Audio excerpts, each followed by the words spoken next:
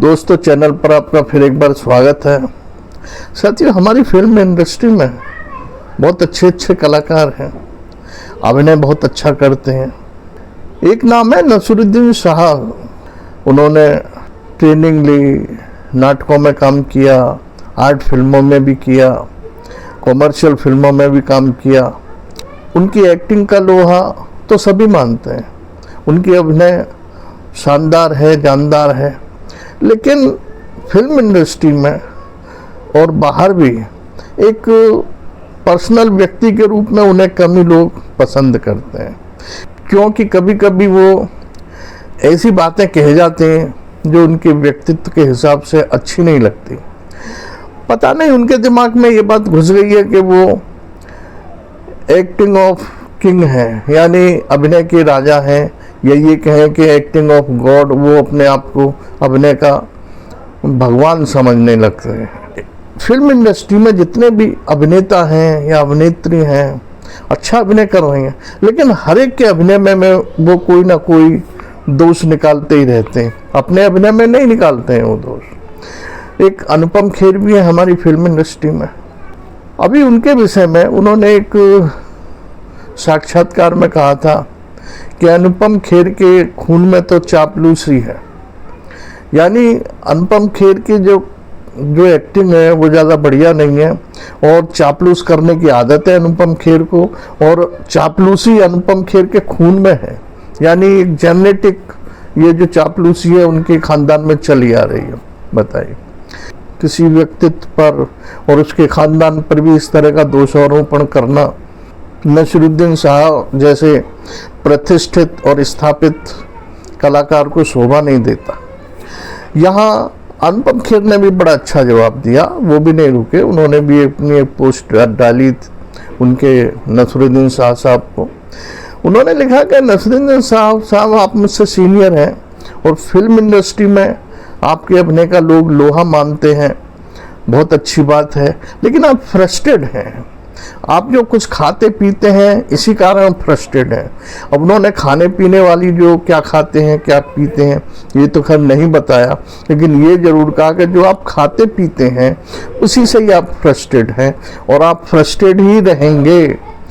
अनुपम खेर यही नहीं रुके, उन्होंने आगे अपनी बात जारी रखी और उन्होंने बताया कि आपने दिलीप कुमार साहब के अभिनय में आलोचना की, अमिताभ बच्चन के अभिनय में आलोचना की। आपने तो यहाँ तक कहा कि अमिताभ बच्चन किस चीज़ के महान है, बताओ उन्होंने कौन सी ऐसी महान फिल्म हमारी इंडस्ट्री को दी है। आपको शाहरुख खान के अभिनय में कमियां नज़र आती हैं, आपको क्रिकेटर विराट कोहली के खेल में कमियां नज़र आती हैं, आपको सब में कमियां नज़र आती हैं, लेकिन आपको अपने अंदर कमी नज़र नहीं आती। अनुपम खेर साहब यहाँ भी नहीं रुके, उन्होंने आगे अपनी बात जारी रखी। उन्होंने कहा कि मैं तो परमात्मा से यही प्रार्थना करता हूँ कि आप आगे भविष्य में अच्छा अभिनय करते रहें, जिससे हमें आपके अभिनय से कुछ सीखने को मिले और जानदार अभिनय देखने को मिले। लेकिन ये जो फ्रस्ट्रेट की जो आदत है आपकी, कृपया इसे छोड़ दें और जो कुछ आप खा पी रहे हैं वो बंद कर दें, तो ये फ्रस्ट्रेट ख़त्म हो जाएगा। उन्होंने कहा कि मैं आपके अभिनय का लोहा मानता हूँ और आपसे मैंने बहुत कुछ सीखा है, कई फिल्मों में आपके साथ काम भी किया है, लेकिन एक व्यक्ति के रूप में मैं आपको पसंद नहीं करता। ये अनुपम खेर साहब ने कहा। क्यों?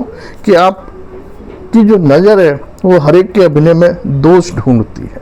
काफ़ी चर्चा का विषय बना हुआ है दोनों की वार्तालाप, और दोनों में जो 36 का आंकड़ा है, कह नहीं सकते कि किस कारण है।